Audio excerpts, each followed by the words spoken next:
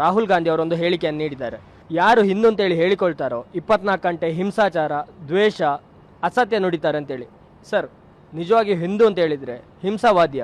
First ಅವರು ಹಿಂದೂ ಧರ್ಮದ ಬಗ್ಗೆ ಅವರು ತಿಳ್ಕೊಳ್ಬೇಕಾದ ವಿಚಾರ ತುಂಬ ಇದೆ. ಅವರು ವ್ಯಾಖ್ಯಾನ ಮಾಡ್ತಿರೋದು ಅದು ಪಾಶ್ಚಾತ್ಯ ಸಂಸ್ಕೃತಿ ಆಧಾರದಲ್ಲಿ ವ್ಯಾಖ್ಯಾನ ಮಾಡ್ತಿದ್ದಾರೆ. ಹಿಂದೂ ಧರ್ಮ, ಭಾರತ ದೇಶ, ಐಡಿಯಾ ಆಫ್ ನೇಷನ್ ಅನ್ನುವಂಥದ್ದು. ಫಸ್ಟ್ ಆಫ್ ಆಲ್ ಅವರು ಈ ಪ್ರಜಾಪ್ರಭುತ್ವ ಪದ್ಧತಿಯಲ್ಲಿ ಚುನಾವಣೆಯಲ್ಲಿ ಗೆದ್ದು ಬಂದು ಪ್ರತಿಪಕ್ಷ ನಾಯಕರ ಆಯ್ಕೆಯಾಗಿದ್ದು ಅದೇ ಒಂದು ಆಶ್ಚರ್ಯ. ನಿಜವಾಗಿ ಆ ಸ್ಥಾನಕ್ಕೆ ಅವರ ಯೋಗ್ಯರೇ ಅಲ್ಲ ಅನ್ನುವಂಥ ರೀತಿಯಲ್ಲಿ ಮಾತಾಡ್ತಿದ್ದಾರೆ ಅವರು. ಅದು ಅಲ್ಲದೆ ಹೊಸ ಪಾರ್ಲಿಮೆಂಟಿನ ಪ್ರಥಮ ಅಧಿವೇಶನದಲ್ಲಿ ಡಿಸ್ಕಸ್ ಮಾಡಬೇಕಾದ ವಿಚಾರ, ರಾಷ್ಟ್ರಪತಿ ಭಾಷಣಕ್ಕೆ ವಂದನೆ ಸ್ವೀಕರಿಸುವಂಥ ಸಂದರ್ಭದಲ್ಲಿ ಅವರು ಮಾತಾಡ್ತಿರೋ ವಿಚಾರಗಳು ಯಾವುದು ಅಂತ ಹೇಳಿದರೆ ಯಾವುದಕ್ಕೆ ಒಂದಕ್ಕೊಂದು ಸಂಬಂಧ ಇಲ್ಲದ ರೀತಿಯಲ್ಲಿ ಮಾತಾಡಿದ್ದಾರೆ. ಅವರ ಅಪ್ರಬುದ್ಧತೆಯನ್ನು ಎತ್ತಿ ತೋರಿಸುವಂಥ ಮಾತುಗಾರಿಕೆ ಅವರದ್ದು.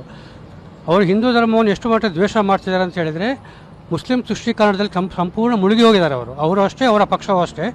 ಹಾಗೆ ಒಬ್ಬ ಹಿಂದೂವಾಗಿ, ಒಬ್ಬ ಭಾರತೀಯನಾಗಿ ರಾಹುಲ್ ಗಾಂಧಿ ಅವರ ನಿನ್ನೆ ಮಾತಾಡಿದಂಥ ವಿಚಾರ ಏನಿದೆ ಅದರ ಪ್ರತಿಯೊಂದು ಶಬ್ದ ಕೂಡ ಖಂಡನೀಯ ಮತ್ತು ಅವರು ಅತ್ಯಂತ ಅಯೋಗ್ಯ ವ್ಯಕ್ತಿ ಅಂತ ನನ್ನ ಅಭಿಪ್ರಾಯ ಆ ಸ್ಥಾನಕ್ಕೆ.